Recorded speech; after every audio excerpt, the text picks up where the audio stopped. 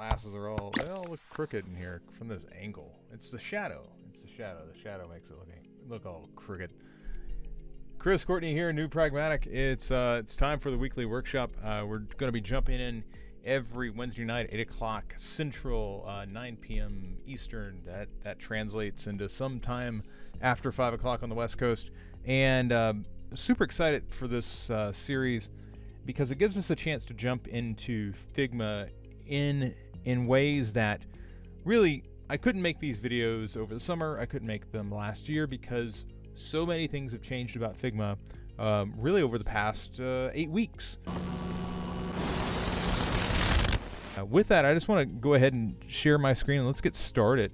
This is a particularly fun project that I've been working on. This is the Preppy Puppy dashboard. And the fun thing about the Preppy Puppy dashboard is obviously that we get to look at a giant dog face the entire time we're going to be going through this workshop. But it also gives us an opportunity to work with something other than your typical iOS app prototype. There's not a lot of well, you can have a lot of fun with a mobile device and building prototypes for that. But I just think there's just so much more you can do when you're on the desktop and you're working with smart Animate. So right away, I want to talk a little bit about some of the structural things that you're going to need to pay close attention to when you're doing animations. It's very important that you have highly organized files that are named similarly and that have all assets available. This is something that in putting this presentation together, I discovered pretty late how many steps ahead I really needed to be thinking. When you get into working with animations, you have to be thinking about all the things that will be possible, and all of those assets need to be available in every single artboard that you're going to be utilizing. That can make for a pretty messy artboard and or a frame. I keep saying artboard. Artboard's an Illustrator and Sketch term, but Figma uses frames. One of the things I want to show you right away is if I turn off my clip content control right here, you'll see that there's a lot more information here, and there's all this stuff that's out here. If you want to animate something into the frame, it has to be present. It can't just suddenly be on that frame alone. And that is an important concept that when I began building for this particular prototype, this isn't how I typically think about prototyping. I think in terms of, okay, well, this is my first frame, and then in my second frame I will have some things. For instance, on the first frame, if I turn clip content off, you can see there is a dashboard there. I mean, there is a side rail there in addition to the rest of the dog, but there's a side rail that is there that clearly animates in somehow. And then in the second frame, there is a lot of bars here. We'll get into what those bars do in a second. And then in the third frame, you see all of these things existing on the screen at once. And if I turn off clip content there, you can see everything is now actually present on that screen. So again, from the difference between frames 1 and 2 are that there's information here off to the left of frame 1 that comes into frame 2, but in frame 2, there's information off to the right that then appears in frame 3. So that is the structural thing that you need to be aware of. Also, it's really important that as we go from one presentation to the next, let's investigate over here into this left rail. You'll notice there's time, there's logo, there's the daily log, which is this one singular piece of the rail. Then there is the rest of the left rail, and then there is the photo.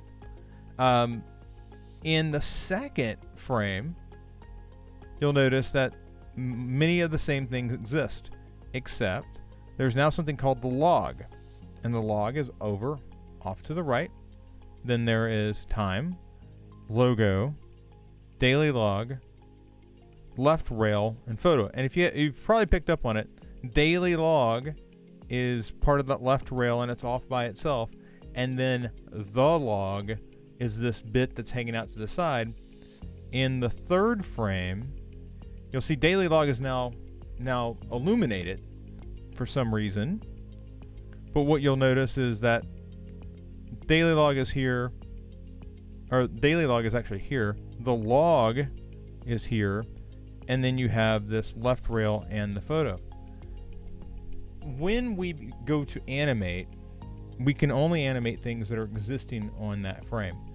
What I want to do first is I want to go ahead and just show you the animations, and then we'll talk about how exactly they are occurring. If you're watching this live stream, if you're watching this live stream and you're on the Discord channel for New Pragmatic, I want you to feel free to ask questions as we go. This is not going to be a live stream that is going to go forever. But if you have questions afterward, feel free to ping me either in Discord, or you can ping me in the comments on this video on YouTube, and I will try to circle back to answer any questions that you might have. Let's go ahead and go look at this animation, and let's start it all over from the very beginning.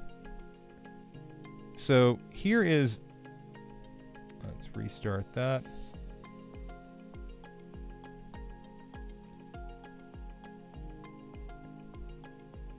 So here is the animation at its core, at the very beginning, and this is really meant to be like a screensaver type of thing that would appear in a pet shop. So if employees were walking by, they would see this dog peeking out at them, they would see the time, and it's basically meant to be a computer terminal display.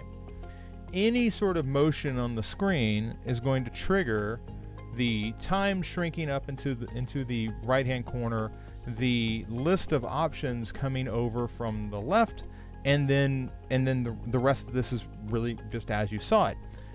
Once we come over here, you'll notice that daily log is sitting here and available for us.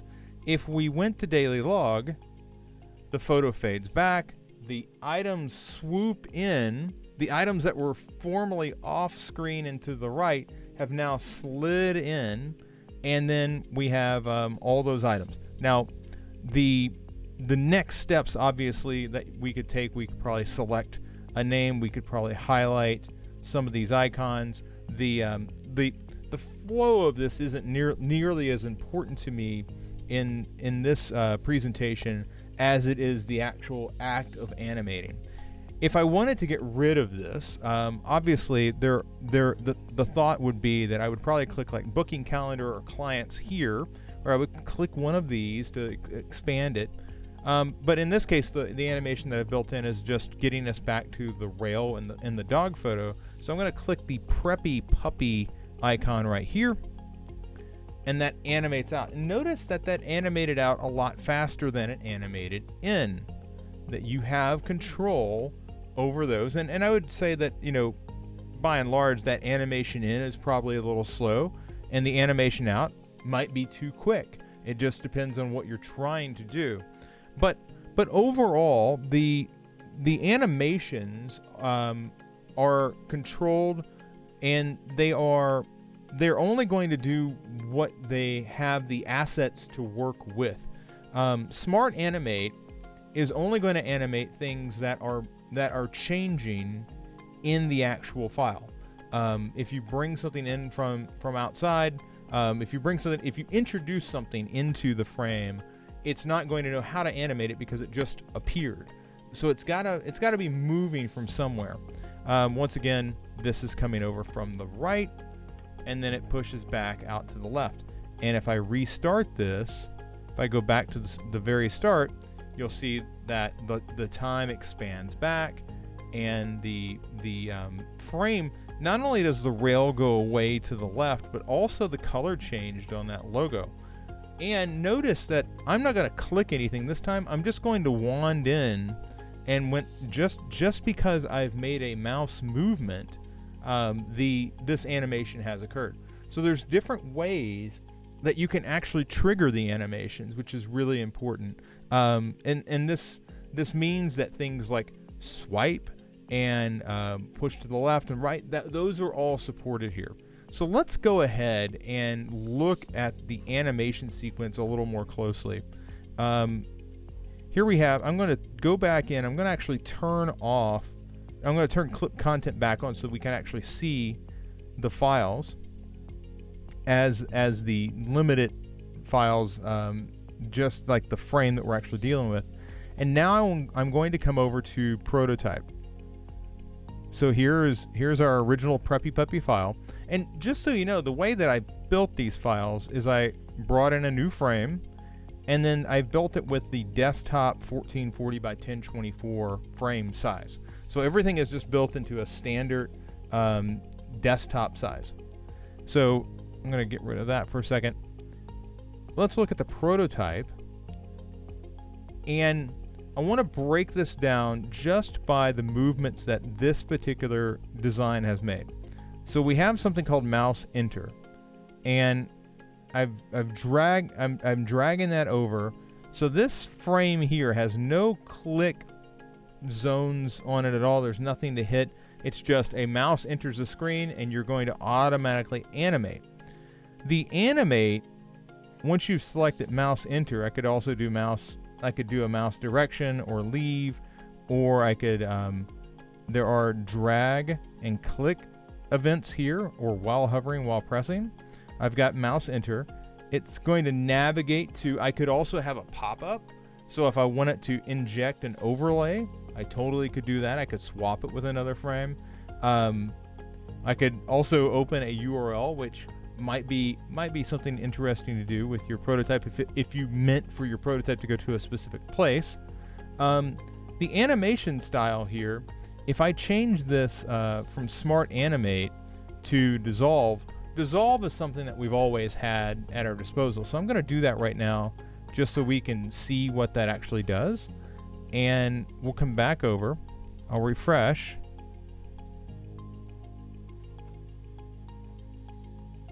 And as you can see, there's Preppy Puppy. When I come in, it just dissolves in very slowly. So there is no animation, it's just dissolving. And the slowly part is interesting because here, the slowly is set by this ease in. You have ease in, ease out, and ease out, ease in and out. But the slowly part is set by this 2,000 milliseconds. So that is 2 seconds. All right. So if we change this to 500 milliseconds, this would be half of a second. And it's going to happen much quicker now that we've changed that parameter. I'll come back in. We will bring this back. And now when I bring it, you can see it happens much faster. But that's not an animation. When we go to Smart Animate is saying, I'm going to change everything on the screen that wasn't present in its current form from the first frame to the second frame. To illustrate this point, I'm also going to move the dog. All right, so we're going to move the dog up. And because we're moving the dog up, actually, you know what? That dog's face is so cute. Let's go ahead and just make it larger. So it's like serious pug now. And I'm also going to change the color of the clock because now we can't actually see the clock. So now when it Smart Animates, it's going to not only are you going to have the rail come in from the left, you're going to see the dog's photo get bigger, and you're going to see the color of the clock change as well as the color of the logo. Let's go look at that. Now it immediately went there, but you can see how Smart Animate functions, and it's still moving really slowly. Let's look at our timing mechanism here. Let's go back to prototype. Let's look at this. So this is saying it's at 500 milliseconds. And I'm curious if it's slowing down because so many things are occurring. One thing I want to do really fast is I want to try undoing for a second. I want to get that photo back down in size. And I really now, instead of making the photo bigger, because it seems like there may be a performance issue, I'm going to fill that with the purple. So we'll make the text go purple. This is a lot more simpler transition, but let's go ahead and do this really fast. So there's the animation back to the original state, and it looks like it's still taking a longer than a half second. So let's go ahead and look at that again. Prototype. This is something I'm particularly curious about.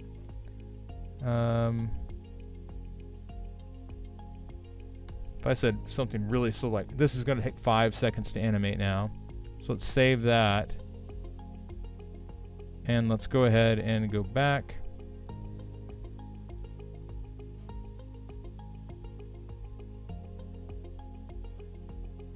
Yeah, you can see it's just taking forever now to do the 5,000 seconds, or not the 5,000 milliseconds.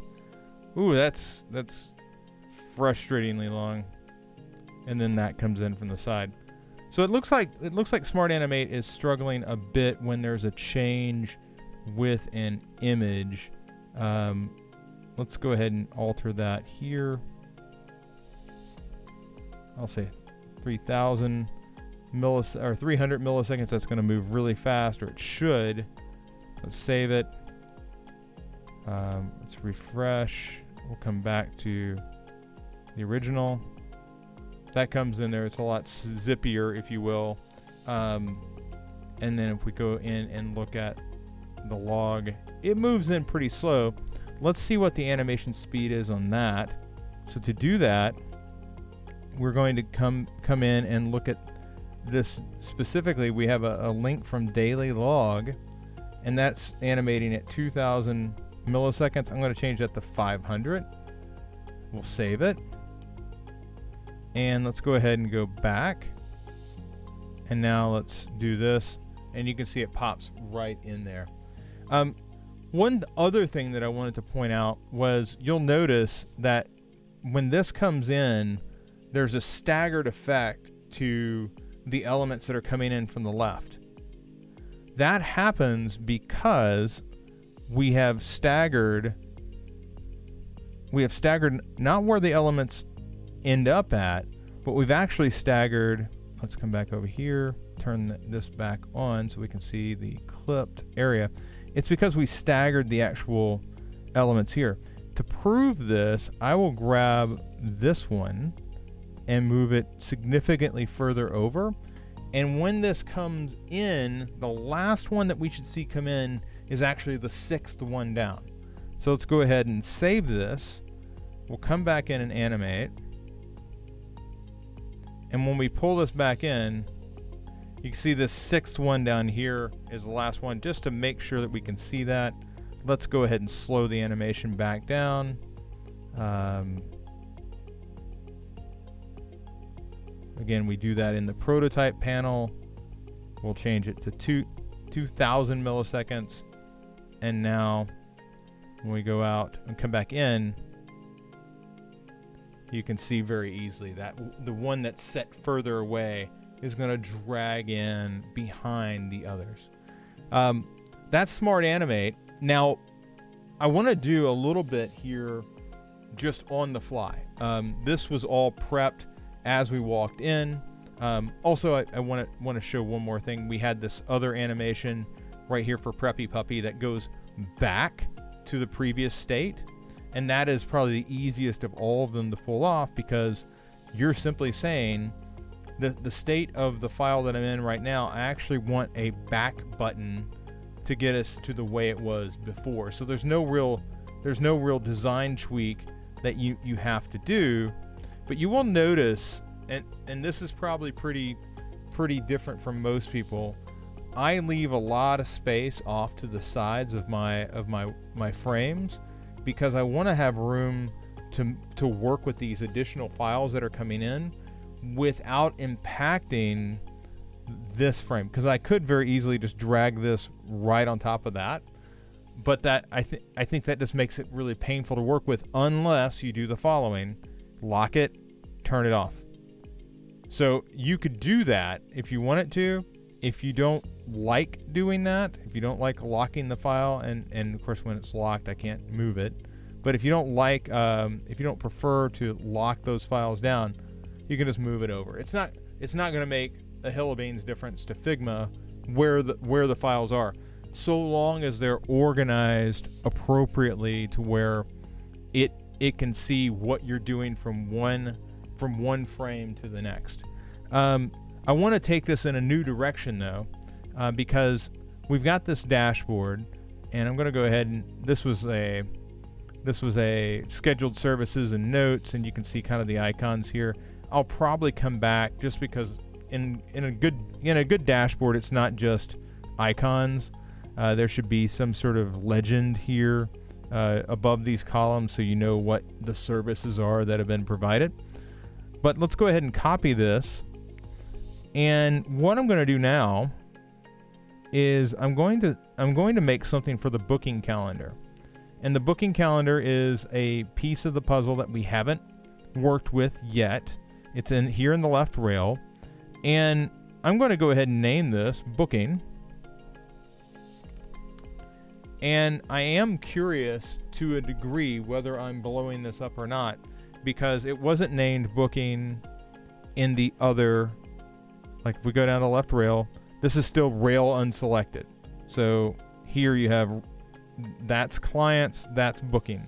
I'm not going to rename those for right now, because mainly I want to see if it freaks out when we go to do the thing that we're about to do. Primarily, we're going to change from daily log, which daily log is there. We're going to remove its background color. We have to get into it. So we're going to remove the background color. We're also going to recolor the word itself. And now we're going to go down to booking. And we'll do basically the same thing for booking.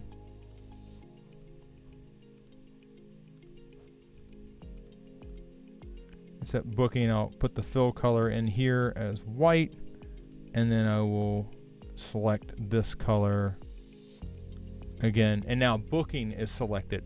So you can probably guess, okay, so Chris, you're going to put some sort of calendar into this next frame, and the answer there is yes, of course I am. So the first thing I'm going to do is I'm going to move this information off to the side. Now, what's interesting is that you'll notice when I moved it, the log was within the dashboard, and then when I moved it, it left the dashboard. That's a problem, because that file is no longer associated with the frame. So I need to actually drag that back in, and it then disappeared. This can be really disconcerting for somebody just getting started. I want to encourage you to turn clip content off during these moments, and if anything, you'll have this photo in the background. Just lock it down so that you don't have to worry about moving that. So the next thing I want to do is I want to pull in basically a booking calendar of sort, and I'm not going to get really specific with this particular build. I just need some shapes that kind of look like a calendar. So in this case, I'm going to go ahead and let's do 7 blocks.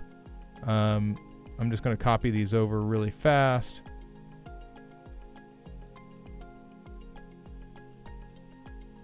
Looks like okay.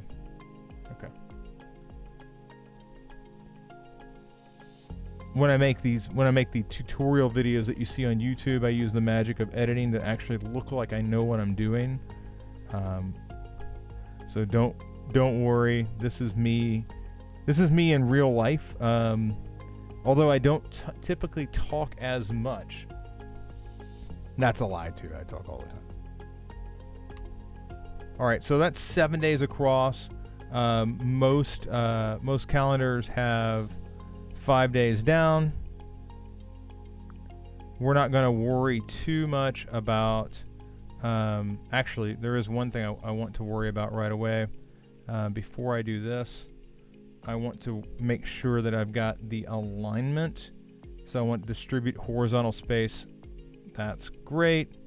Now I want to go ahead and get these together. I'm going to group these because I know the horizontal spacing is right already. And now I just want to, looks like 25 is the magic number.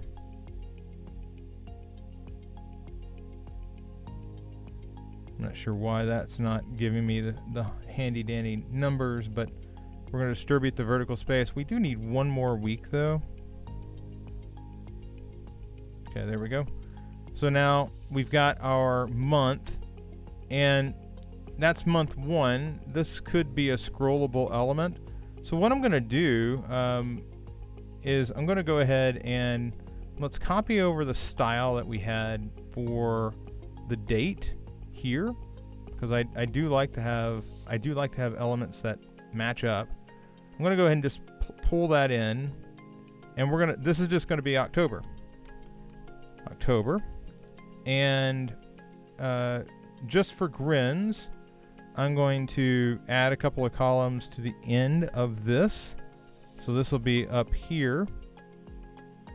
And that'll basically be September.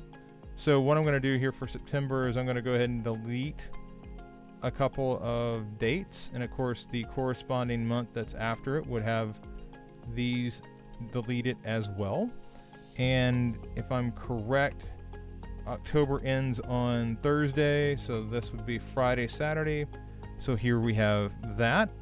And then we have November coming up right after. And you know, I got an idea of, I'm a nerd. I want things to be able to line up really cleanly. So I'm going to go ahead and select these. And what I'm going to do is I'm going to turn the opacity down on them to 30. So they magically hold their space, and that makes me feel better about having all my edges squared off. Although you do not have to, and you'd probably be a much more daring designer than I if you didn't do yours that way. No judgment here. This is a judgment-free zone. Well, not really, but I judge people all the time.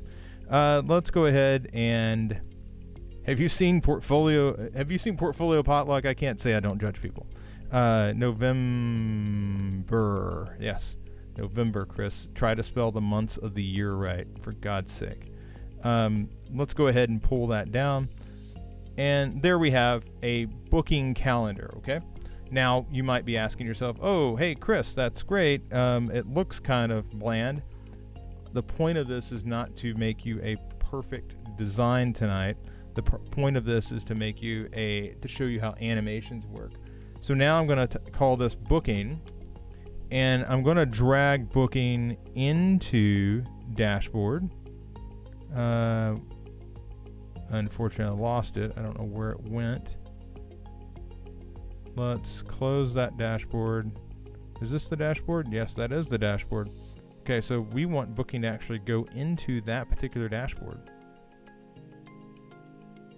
And I bet, yes, because clip content is turned off, I wasn't actually seeing it for what it was. So all I'm going to do now is I'm going to have booking basically move up to the point of showing the month of October. The idea is that this is scrollable. I'm also going to pull the same file over to the dashboard before it, and I'm going to pull it down off the page. And you may be going, well, Chris, why are you doing that? Remember, when these things transition, you have to have the files associated with the frame that you're changing. So now that I have this dashboard over here, I have the booking calendar to the bottom. When I click on booking calendar here, the idea is that a few things are going to happen. One, and look at that, Smart Animate is already selected. It's basically saying, I sense that files are changing here. I'm just going to auto select Smart Animate. So in booking calendar, what we're going to do is we're going to move over these colors are going to change. So daily log is going to lose its selected state, and booking calendar is going to gain it. And then this booking calendar is actually going to slide in from the bottom, and the log here, the daily log, is going to slide out to the side. Let's go ahead and see if that actually happens the way that I think it should happen. And also, while we're at it, I'm just going to move us back so daily log and booking calendar can do this little dance with one another. So let's go ahead. That should have saved. I will do this. Figma always auto saves your work, so it's there. I'm going to select daily log, and we're going to see that animate in. Now I should be able to select booking calendar, and we just built this from the ground up. Let's see if it actually works. It will probably be broken. And it works. And let's go back to daily log. And let's go back to booking calendar. And how much fun is that? So that's it. Yeah. It's interesting though. Look what happens to booking calendar. It somehow like fades away. I'm not sure why it's moving down. I do know that it's like these two are switching spaces, and I know exactly why it's doing that. Let's go fix that. So if you've been following along, if you've been paying attention, you will remember that I stated earlier that I'm going to change the name of this file. This file is called booking now, but in this version it is not called booking. It's called rail unselected. If I change the name of that, it's now the same file. There's no need to move it into place because it's already there. Let's save it and see if we fix that. So let's go back to Preppy Puppy. Here's booking calendar, daily log, and let's just see if it does it again. It didn't do it that time, and I know why. And this is that chain of concerns. We got to go back over here, and we've got to change it here as well. So this is now booking. And don't worry, folks, we got to do it one more time because that dashboard that we can't see over here has the same issue. So we've got to actually go back and change it here. So now when we go back in to animate, let's go restart. So this is Preppy Puppy. It comes in. We can bring daily log in. We can bring the booking calendar in. We can go back to daily log, Preppy Puppy, and if I was really doing this for reals, I would want to come through and say, okay, prototype, I've got all these things. I've got booking calendar. I don't want to go to this frame yet. I want to go to this frame over here, and Preppy Puppy, I don't necessarily want to go back to this frame. I just want to actually go back over here. Yeah, and let's do that for a second. So let's come back in. So we've got daily log. That animates in. Instead of, let's go back to Preppy Puppy. Let's go to booking calendar. Interesting. Now, do you know what happened there? We went to booking calendar, but booking calendar was missing from this view. So because this extra bit wasn't hanging out on this screen, and again we have to make sure it's associated. It is now, and you can typically do that. You can paste in if you got the frame selected. Now if we select it and we come back in, let's go to Preppy Puppy. You see it moves out, and then it'll move in. So every animation that you want to make, it really needs to be existing before Figma will work with it. So I'm really excited about this. I think it's one of the coolest things that Figma's done in a while. I think it brings. I do think that it's moving pretty slow, and a lot of that may be the fact that we're live streaming right now. But I really believe that it's just another step in the right direction that allows us to show our colleagues and our clients and our development teams exactly what we're wanting to do with the products that we're building. This is super cool. I can't wait to do more with it. But without further ado, I'm Chris Courtney. This has been the weekly workshop we're doing with Figma Animate. I look forward to chatting with all of you again next week. Take care.